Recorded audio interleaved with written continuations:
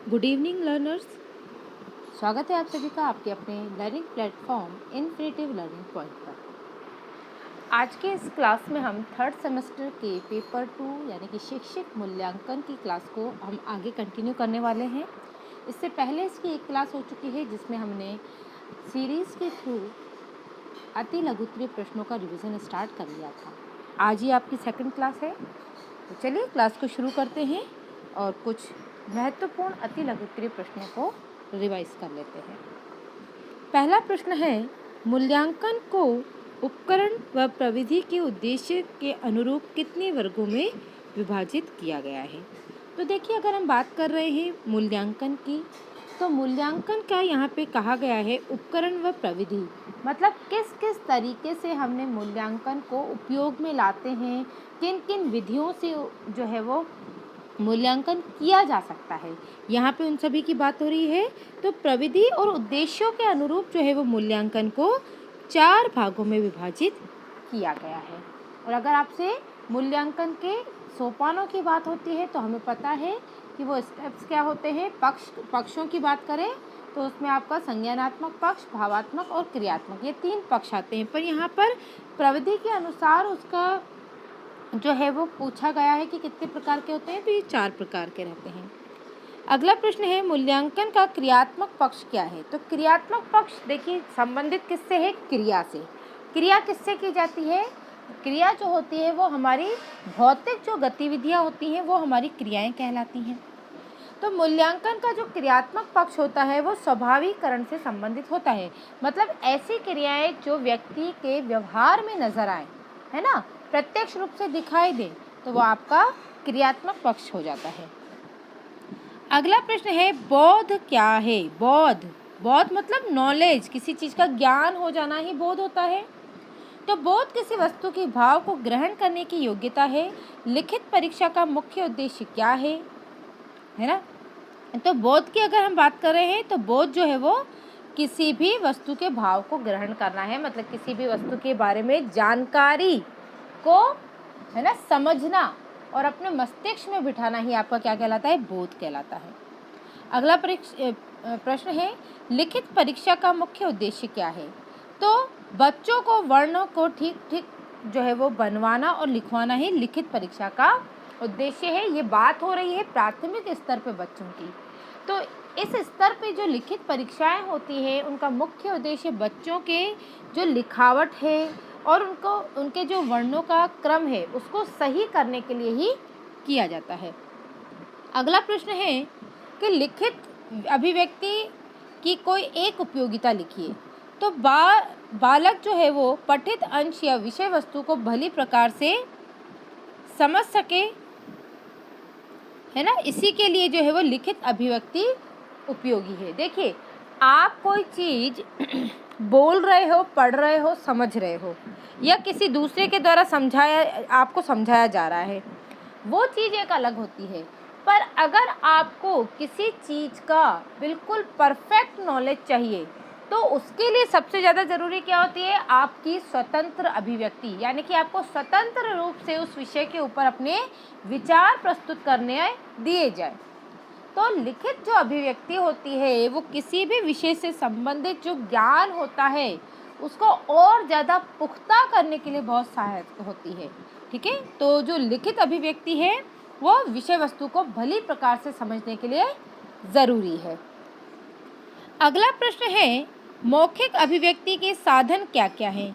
ठीक है, तो मौखिक अभिव्यक्ति, देखो ये सब चीज़ें आपने सेकंड सेमेस्टर में हिंदी में भी पढ़ी थी हमने, है ना, स्वतंत्र अभिव्यक्ति, मौखिक अभिव्यक्ति, लिखित अभिव्यक्ति।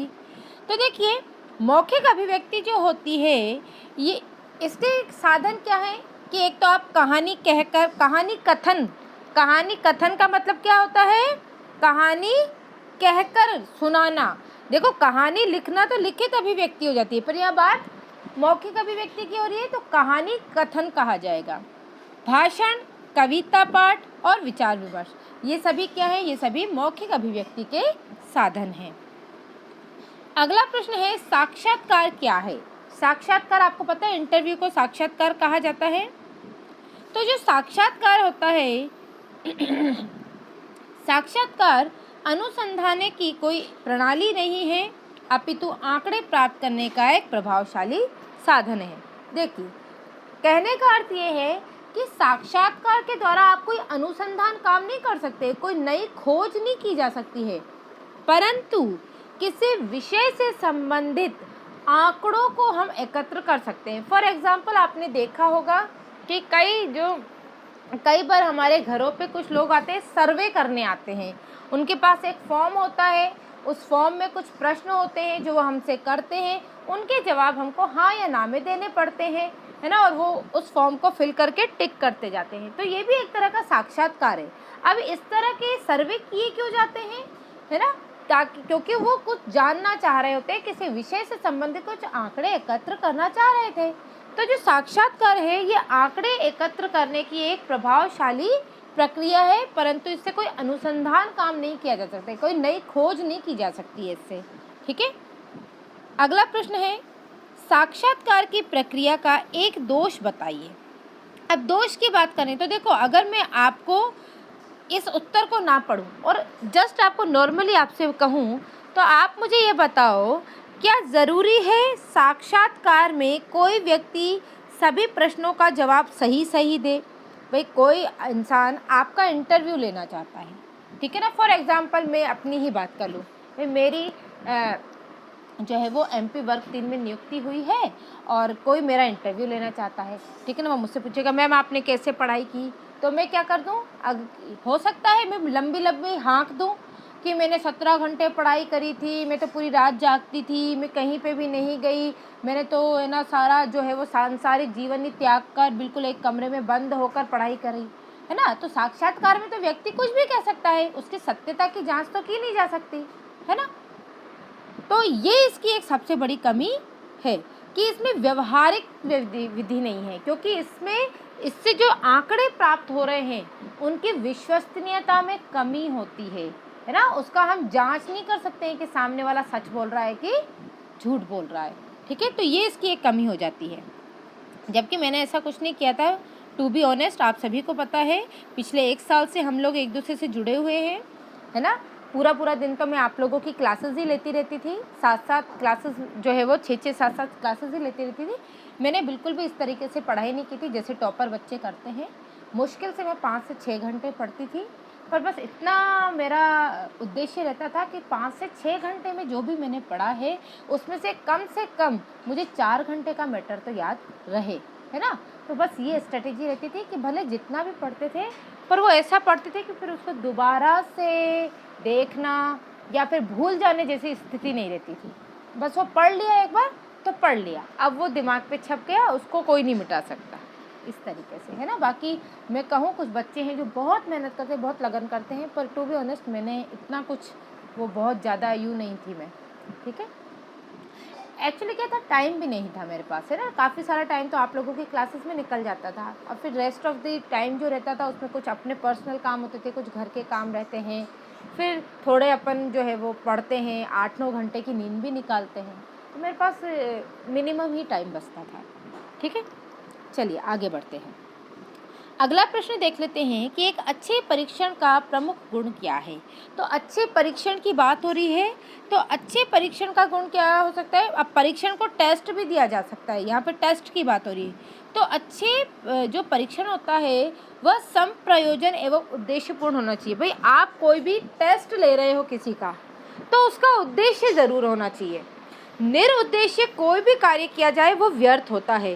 तो किसी भी परीक्षण का जो सबसे महत्वपूर्ण गुण है वो होना चाहिए उसकी स्वउद्देश्यता, मतलब कोई भी परीक्षण हमेशा उद्देश्यपूर्ण तरीके से ही लिया जाना चाहिए।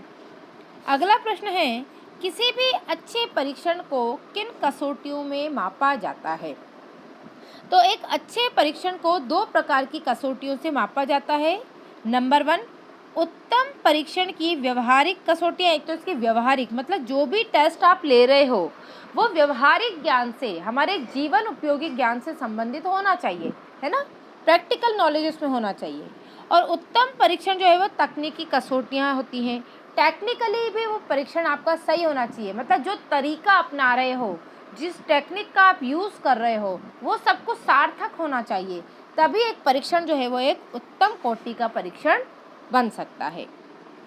अगला प्रश्न है, उत्तम परीक्षण की व्यवहारिक कसौटियाँ कौन सी हैं? तो व्यवहारिक कसौटियाँ देखिए, दो प्रकार की कसौटियाँ हैं, एक तो व्यवहारिक और दूसरी तकनीकी। अब व्यवहारिक कसौटियों को भी जो है वो 3 भागों में विभाजित किया गया है।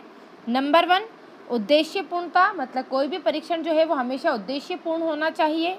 व्यापकता, ओवरऑल जितना भी आपके द्वारा पढ़ाया गया है उसका फुल कवरेज होना चाहिए। समय एवं कीमत, मतलब बोरिंग परीक्षण जो है वो टेस्ट नहीं होने चाहिए। जो भी आप ले रहे हो वो एक निश्चित समय सीमा वाला होना चाहिए, है ना। उसकी टाइम की हमें वैल्यू समझते हुए और टाइम के अकॉर्डिंग ही क्वेश्चंस दिए जाने चाहिए, है ना। मतलब एक तरीके का जो है वो एक हम कहें कि है ना कायदे की चीज़ होनी चाहिए कि भाई आप 3 घंटे में कोई बच्चा कितना कुछ कर सकता है ना। इसी के अकॉर्डिंग एक परीक्षण को तैयार किया जाना चाहिए। अगला है आपका कि उत्तम परीक्षण की तकनीकी कसौटियाँ क्या हैं? तो तकनीकी कसौटियों को जो है वो आगे चलकर इन्हें भी 5 भागों में विभाजित किया गया है। इसमें से पहली कसौटी आती है आपकी वैधता। वैधता मतलब आप जो परीक्षण कर रहे हो वो एकदम लीगल, मतलब वैध मतलब एकदम सही होना चाहिए हर तरीके से, है ना, उसमें कोई कमी नहीं होनी चाहिए। दूसरा वस्तुनिष्ठता और विश्वसनीयता। वस्तुनिष्ठता और विश्वसनीयता से मतलब ये है कि अगर परीक्षण जो है आपका वो कितनी बार भी कितने भी लोगों के द्वारा चेक किया जाए उसका परिणाम हमेशा एक समान ही आना चाहिए। इससे पहले वाली क्लास में मैंने आपको समझाया था कि जैसे हम कॉम्पिटिटिव एग्ज़ाम देते हैं उसमें एक प्रश्न के हमें 4 ऑप्शंस दिए रहते हैं। उन 4 ऑप्शंस में से केवल एक ही ऑप्शन उसका सही उत्तर होता है, उसमें कोई भी दो राय नहीं होती है। चाहे वो हमारी कोई दूसरा टीचर चेक करे या कोई तीसरा करे या चौथा करे या फिर लाखों की संख्या में जब बच्चे एग्ज़ाम देते हैं तो भी कि हर प्रश्न का केवल एक ही सही उत्तर होता है। तो ये बात आपकी विश्वसनीयता पे आ जाती है कि परीक्षण को कितनी बार भी कितने भी लोगों के द्वारा किया जाए पर उसके परिणाम सटीक और सही होने चाहिए। विभेदन शक्ति और मानक, ये सभी आपके जो है वो तकनीकी कसौटियों में आते हैं। इम्पॉर्टेंट है, ये दोनों ही आपको याद रखनी है, व्यवहारिक कसौटियों के प्रकार और तकनीकी कसौटियों के प्रकार। अगला प्रश्न है, वस्तुनिष्ठ परीक्षण की कोई एक विशेषता बताइए। तो इस परीक्षण में ऐसे प्रश्न होते हैं जिनके उत्तर निश्चित और संक्षिप्त होते हैं, मतलब ऑप्शन टाइप, या तो सही गलत, है ना, सही गलत, या फिर आपके फिलिंग द ब्लैंक्स होते हैं, या जोड़ी मिलान होता है, या फिर आपके बहुविकल्पीय प्रश्न, वो सभी आपके वस्तुनिष्ठ प्रश्नों के अंतर्गत आते हैं। और इनमें जो है वो एक प्रश्न का केवल एक ही संक्षिप्त उत्तर होता है। अगला प्रश्न है, वस्तुनिष्ठ परीक्षण के कोई दोष बताइए। तो इसमें नकल की संभावना बढ़ जाती है, बड़ा आसान हो जाता है। देखो, अगर आप कोई थ्योरेटिकल क्वेश्चन लिख रहे हो, आंसर लिख रहे हो, तो पूरा नकल करना तो सबके बस की बात होती नहीं है। आप कोई निबंध लिख रहे हैं तो क्या हम एग्जाम में किसी का निबंध टीप सकते हैं क्या, है ना, टाइम तो वैसे ही कम रहता है। परंतु वस्तुनिष्ठ प्रश्न में तो क्या करते थे स्कूल में, हम अपन लोग क्या करते थे स्कूल में, याद है ना, कि नीचे से धीरे से हाथ सरका देते थे कि पहले का दूसरा, चौथे का तीसरा, तो कितनी आसानी से नकल हो जाती है ना। तो इसमें नकल की संभावनाएं बढ़ जाती हैं। नेक्स्ट क्वेश्चन है, निबंधात्मक परीक्षण के कोई दोष बताइए। अब यहाँ पे निबंधात्मक परीक्षण के दोष आ गए हैं। तो निबंधात्मक परीक्षण के एक मुख्य दोष ये है कि इसमें विश्वसनीयता की कमी होती है। देखो, अगर आपको कोई टॉपिक दिया जाए और उस पर निबंध लिखने के लिए कहा जाए तो 100 बच्चे अगर निबंध लिख रहे हैं तो भी आप कोई भी 2 बच्चों को, या फिर 100 बच्चे नहीं बल्कि भले 1 लाख बच्चे उस निबंध को लिख रहे हैं, तो भी आप 1 लाख बच्चों में से 2 बच्चे ऐसे नहीं ला सकते हो जिनका निबंध A to Z एक जैसा हो। नहीं हो सकता ना, सबके अपने अपने विचार होते हैं। अरे भले ही उनको आपने कोई निबंध पढ़ने के लिए दिया हो कि इसको याद करके आपको लिखना है, तब भी आप 2 बच्चे ऐसे नहीं ला सकते हो जिनका वर्ड टू वर्ड सेम हो, है ना। तो ये इसमें बात हो जाती है कि जो निबंधात्मक परीक्षण होते हैं जिनमें हमें लिखना पड़ता है काफ़ी सारे थ्योरेटिकल, उसमें एक समान उत्तर जो है वो कभी भी हमें प्राप्त नहीं हो सकते, यानी कि विश्वसनीयता की कमी होती है। अगला प्रश्न है, निबंधात्मक परीक्षण का कोई एक गुण बताइए। तो इसमें भाव प्रकाशन की स्वतंत्रता होती है, मतलब आप अपनी मर्जी से अपने भावों को अभिव्यक्त कर सकते हो, है ना। भाव अभिव्यक्ति है, आपको रटे रटाए उत्तर नहीं देने होते हैं इसमें आप अपने विचारों की अभिव्यक्तिकरण भी कर सकते हो। नेक्स्ट क्वेश्चन है, ब्लूप्रिंट क्या है और मोस्ट इम्पॉर्टेंट है। देखो 2021 और 2018 दोनों में ये प्रश्न जो है वो पूछा गया है और काफ़ी ज़्यादा जो है वो इम्पॉर्टेंट भी है कि आखिरकार ब्लूप्रिंट होता क्या है। तो समझते हैं इसे कि पाठ्य सामग्री पर अंकों का विभाजन, प्रायः उद्देश्यों पर बल का निर्धारण, प्रश्नों की रचना संबंधित बिंदुओं को तैयार करना और सारणियों के आधार पर प्रश्न रचना करने हेतु अलग अलग सारणियाँ तैयार की जाती हैं। इसमें प्राप्य उद्देश्य, पाठ्य सामग्री, प्रश्नों के प्रकार, उनकी संख्या और विवरण प्रस्तुत होते हैं। इसे ही ब्लूप्रिंट कहा जाता है। अब मेरी बात को समझो। देखिए, आपका जो एग्ज़ाम होता है, जैसे मैं साइंस के एग्ज़ाम की बात करती हूँ, उसमें 5 नंबर के आपके बहुविकल्पीय प्रश्न आते हैं, ठीक है ना। 5 प्रश्न आते हैं, फिर आपके अति लघु उत्तरीय प्रश्न आते हैं, ठीक है ना। 5 से 6 वो होते हैं और 5 से 6 आपके लघु उत्तरीय प्रश्न आते हैं और सभी 1-1 नंबर के होते हैं। तो किसी भी प्रश्न पत्र को तैयार करते समय जब हम प्रश्नों का विभाजन करते हैं, जैसे बहुविकल्पीय, अति लघु उत्तरीय और लघु उत्तरीय, ये तो प्रश्नों का विभाजन हो गया। देन इसके बाद इनमें नंबर का यानी कि अंकों का विभाजन किया जाता है।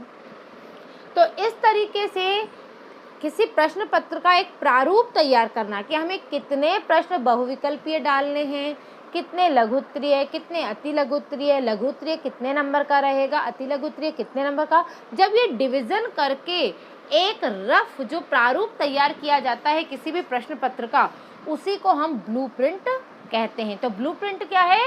एक पूर्व प्रारूप होता है। किसी भी प्रश्न पत्र को जो है वो फाइनल करने से पहले जो उसका एक प्रारूप तैयार किया जाता है ना, उसी को क्या कहा जाता है? ब्लूप्रिंट कहा जाता है। ठीक है, चलिए अगले प्रश्न पर बढ़ते हैं। नेक्स्ट क्वेश्चन है, शैक्षिक उद्देश्यों के अनुसार प्रश्नों के पक्ष कौन से होते हैं? तो एक तो ज्ञान, दूसरा बोध, फिर अनुप्रयोग और कौशल। ये सभी एक प्रश्न में जो है ये सारे गुण होने चाहिए कि एक तो जो भी प्रश्न पूछा जा रहा है वो हमेशा ज्ञान वर्धन करने वाला होना चाहिए, उससे हमेशा हम कोई ना कोई नई चीज़ सीखें। प्रश्न इस प्रकार के होने चाहिए। बोध कि बच्चा जो प्रश्न पूछा गया है उसका ज्ञान कितना है उसमें, मतलब ज्ञान होना मतलब किसी चीज़ के बारे में जान लेना, है ना, और उस ज्ञान को अपने दिमाग में बिठाकर उसको अंतर्ग्रहण कर लेना आपका बोध कहलाता है। फिर अनुप्रयोग यानी कि जो प्रश्न का उत्तर आपने समझा उसका आप कहीं अपने दैनिक जीवन में उपयोग कर सकते हो, वो आपके लिए उपयोगी है। और फिर आपका कौशल यानी कि ये चारों चीज़ें एक प्रश्न के द्वारा एक किसी बालक में डेवलप होनी चाहिए, तभी वो जो प्रश्न है वो सार्थक कहलाता है। और ये आपके प्रश्न के जो है वो 4 पक्ष होते हैं। अगला प्रश्न है, निदानात्मक परीक्षण क्या है? इसे हम डायग्नोस्टिक टेस्ट के नाम से भी जानते हैं। अब देखिए, एक तो होता है आपका उपचारात्मक परीक्षण और दूसरा होता है आपका निदानात्मक परीक्षण। इसके अलावा आपका एक उपलब्धि परीक्षण भी होता है। तो सबसे पहले हम निदानात्मक परीक्षण की बात करें तो आप इसको इस तरीके से समझिए कि जैसे कोई व्यक्ति है, वो बीमार है, उसका पेट में हमेशा दर्द रहता है, वो डॉक्टर के पास जाता है, वो कहता है डॉक्टर साहब मेरे पेट में दर्द है। तो अब डॉक्टर क्या करेगा बताओ? क्या डॉक्टर जाते ही उसको टाइफाइड की दवाई दे देगा या पीलिया की दवाई दे देगा या फिर मलेरिया की दवाई दे देगा? ऐसा करेगा क्या? नहीं। वो क्या करेगा? सबसे पहले उससे कई प्रकार के टेस्ट करवाएगा, ब्लड टेस्ट, यूरिन टेस्ट, है ना, इस तरह के टेस्ट करवाएगा, है ना, सोनोग्राफी करवाएगा। तो वो क्या करेगा? वो पहले डायग्नोस करेगा कि भाई व्यक्ति का पेट दर्द कर रहा है तो वो किस कारण से कर रहा है। तो निदानात्मक परीक्षण में क्या होता है कि अगर कोई बालक किसी कारण से शैक्षिक रूप से पिछड़ा हुआ है, वो अपने समकक्ष बालकों के समान परफॉर्म नहीं कर पा रहा है और वो बच्चा बिल्कुल सामान्य बुद्धि का है पर वो फिर भी उतना कवर अप नहीं कर पा रहा है, तो इसके पीछे कोई ना कोई कारण तो ज़रूर होगा। उसकी बीमारी क्या हो गई बच्चे की कि वो शैक्षिक स्तर उसका नीचे है, ये बीमारी हो गई। पर ये बीमारी उसको क्यों है, वो और बच्चों से पिछड़ा हुआ क्यों है? जब इन कारणों को जानने के लिए कोई परीक्षण किया जाए, जैसे बच्चे से उसका जो है वो बातचीत की जाए बच्चे से, है ना, या फिर बच्चे से कुछ ऐसे प्रश्नों के उत्तर लिखवाए जाएं जिसमें वो अपनी स्वतंत्र अभिव्यक्ति करे। तो इस तरह के टेस्ट को, जिससे कि बच्चे के अंदर शैक्षिक पिछड़ेपन का पता लगाया जाता है ना, उसके कारणों का पता लगाया जाता है, तो उसे हम क्या कहते हैं, निदानात्मक परीक्षण कहते हैं। ठीक है, तो आई होप आपको निदानात्मक परीक्षण का कॉन्सेप्ट समझ में आया होगा। अब हम इसका उत्तर देख लेते हैं कि निदानात्मक परीक्षण एक ऐसा शैक्षिक उपादान है जिसके आधार पर पठित विषय वस्तु सूक्ष्म इकाइयों में बालक की विशिष्टता एवं कमियां जो है वो परीक्षित लक्षित होती हैं। कहने का अर्थ ये है कि बालक में अगर कोई कमी है या फिर कोई विशिष्टता है, उसका पता लगाने के लिए जो टेस्ट किया जाएगा वो आपका निदानात्मक परीक्षण कहलाएगा। ठीक है, चलिए आगे चलते हैं अगले प्रश्न की ओर कि निदानात्मक परीक्षण की विशेषताएं बतलाइए। अब निदानात्मक परीक्षण की अगर मैं विशेषता की बात करूं तो यह परीक्षण मानकीकृत है ना, मानकीकृत एवं अमानकीकृत है ना, यहाँ पे मानकीकृत 2 बार लिख दिया है, एक बार मानकीकृत है और एक बार अमानकीकृत है, दोनों प्रकार के होते हैं। इसको सुधार लीजिएगा, आप सीरीज में गलत लिख गया है, थोड़ा सा मिसप्रिंट है ना, ये दोनों प्रकार के हो सकते हैं। मानकीकृत का मतलब क्या होता है, जो एक किसी प्रोफेशनल व्यक्ति के द्वारा तैयार किया गया हो, एक एक्सपर्ट के द्वारा तैयार किया गया हो। और अमानकीकृत का मतलब क्या होता है, जो हम अपने नॉलेज के आधार पर करें। ठीक है ना भाई, कहने का मतलब ये है कि एक परीक्षण तो ऐसा होता है जो कोई मनोविज्ञान का जो है वो ज्ञाता है, कोई स्पेशलिस्ट है, उसने तैयार किया है। और एक कई बार ऐसा होता है कि हम भी जो है वो अपने स्तर पे, अपने ज्ञान के आधार पे किसी चीज़ के पीछे का कारण जान पाते हैं। ठीक है, तो वो आपका अमानकीकृत हो जाता है। आगे चलते हैं अगले प्रश्न पे कि उपलब्धि परीक्षण क्या है।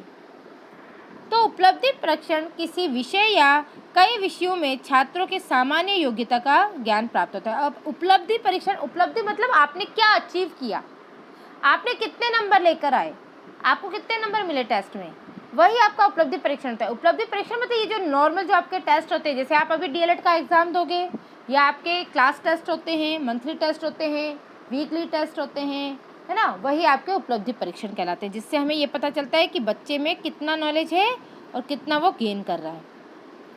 अगला प्रश्न है, उत्तम परीक्षण की कोई 2 विशेषताएं बतलाइए। तो 2 विशेषताएं, एक तो वैधता और दूसरा विश्वसनीयता। इंपॉर्टेंट है, याद रखिएगा।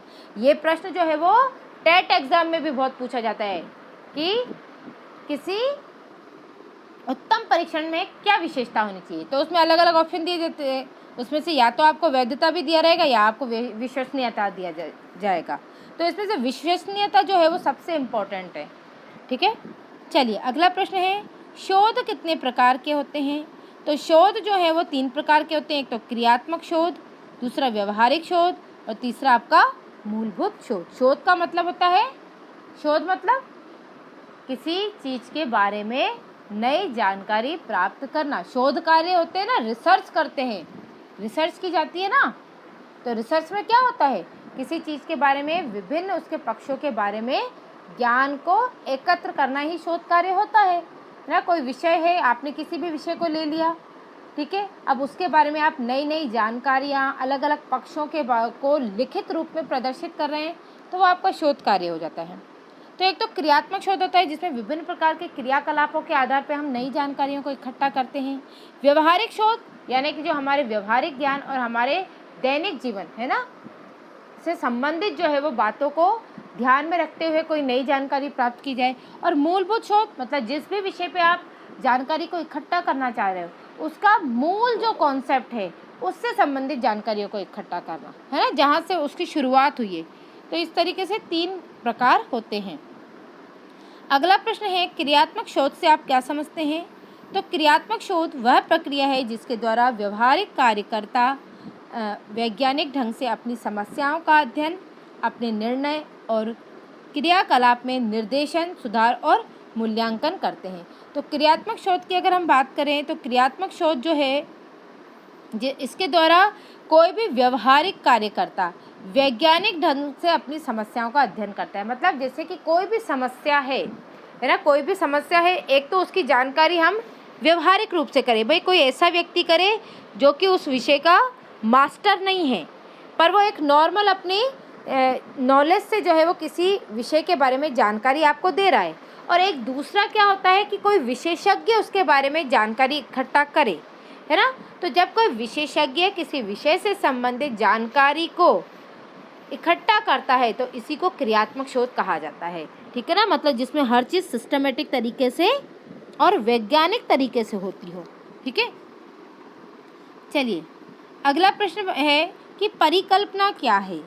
तो समस्या समाधान का पूर्व अनुमान करना ही परिकल्पना कहलाता है। परिकल्पना मतलब हाइपोथेसिस तैयार करना, है ना। हाइपोथेसिस में क्या होता है कि कोई भी समस्या जो है उसके समाधान का जब हम अंदाज़ा लगाएं।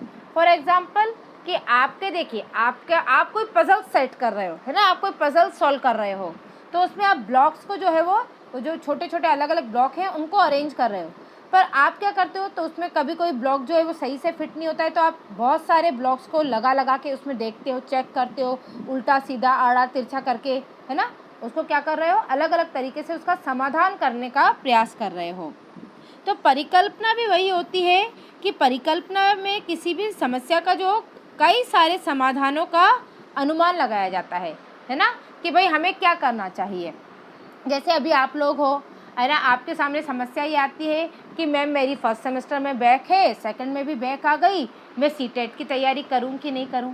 तो फिर मैं आपको सजेशन देती हूं कि भाई आप या तो ऐसा कर लो कि अगर स्क्रूटनिंग फॉर्म भरने से आप फर्स्ट सेमेस्टर में पास हो जाती हो तो आप सीटेट का फॉर्म भर लो, वरना आप पहले दोनों का एग्ज़ाम दे लो, उसके बाद सीटेट का फॉर्म कर लेना, है ना। तो जब हम एक ही समस्या के बहुत सारे अलग अलग समाधान ढूंढते हैं तो ये जो ढूंढना है हमारा अलग अलग समाधानों को, वही आपका परिकल्पना कहलाता है, ठीक है। अब मैं आपको ये बताऊं कि एक स्टूडेंट है, प्रिया ने मुझसे एक क्वेश्चन पूछा था, वो उसको एक्सप्लेन करने की बात करी थी। वो प्रश्न जो है वो इसी हमारे शैक्षिक मूल्यांकन जो हमारा विषय है इसी से संबंधित है। तो चलिए अब उस क्वेश्चन को जो है वो मैं थोड़ा सा एक्सप्लेन कर देती हूँ। देखिए तो ये प्रश्न है, प्रिया ने पूछा है ये प्रश्न कि आकलित मूल्यांकन से आप क्या समझते हैं, है ना। प्रश्न क्या है कि आकलित मूल्यांकन से आप क्या समझते हैं। तो आकलित मूल्यांकन की यदि मैं बात करूं तो देखिए आकलित जो मूल्यांकन होता है जिसे हम सबमेटिव या फिर योगात्मक मूल्यांकन भी के नाम से भी जानते हैं, ठीक है। तो मैंने आपको बताया था ना कि आजकल जो है वो FA और SA चलते हैं। तो ये जो ऐसे होता है यही आपका आकलित योगात्मक मूल्यांकन कहलाता है, ठीक है ना। इसमें क्या होता है कि पूरे सत्र में, है ना, कोई बच्चा है जो पूरे सत्र में उसने जितना भी पढ़ा, जो 10 महीने का उसका सत्र था उसमें उसने जितना भी ज्ञान प्राप्त किया, और जब उसका फाइनल एग्ज़ाम होता है उसी को आकलित या सबमेटिव या फिर योगात्मक मूल्यांकन कहा जाता है। जबकि वह अगर हम बात करते हैं FA की, तो FA जो है वो एक प्रकार के छोटे छोटे यूनिट टेस्ट होते हैं जो कि पर मंथ या फिर हर 3 महीने में, जैसे कि त्रैमासिक परीक्षा, अर्धवार्षिक परीक्षा ली जाती है ना, इस तरीके के फॉर्म में लिए जाते हैं, ठीक है। इसको हम फॉर्मेटिव असेसमेंट और ऐसे को हम सबमेटिव असेसमेंट कहते हैं। तो ये क्या होता है, आपको इतना बड़ा उत्तर याद रखने की बिल्कुल भी ज़रूरत नहीं है। आपको बस इतना याद रखना है कि किसी भी शैक्षणिक सत्र के बिल्कुल अंत में जब बच्चे के विभिन्न पक्षों का परीक्षण करने के लिए जो है वो विभिन्न पक्षों के बारे में जानकारी प्राप्त करने के लिए और उसकी प्रोग्रेस को जानने के लिए जो परीक्षण किए जाते हैं, जो मूल्यांकन किया जाता है, वही आपका आकलित मूल्यांकन या फिर सबमेटिव असेसमेंट कहलाता है, ठीक है। क्लियर है। चलिए तो आज की क्लास के लिए इतना ही। अब मिलेंगे हम कल की क्लास में, तब तक के लिए goodbye, have a nice day.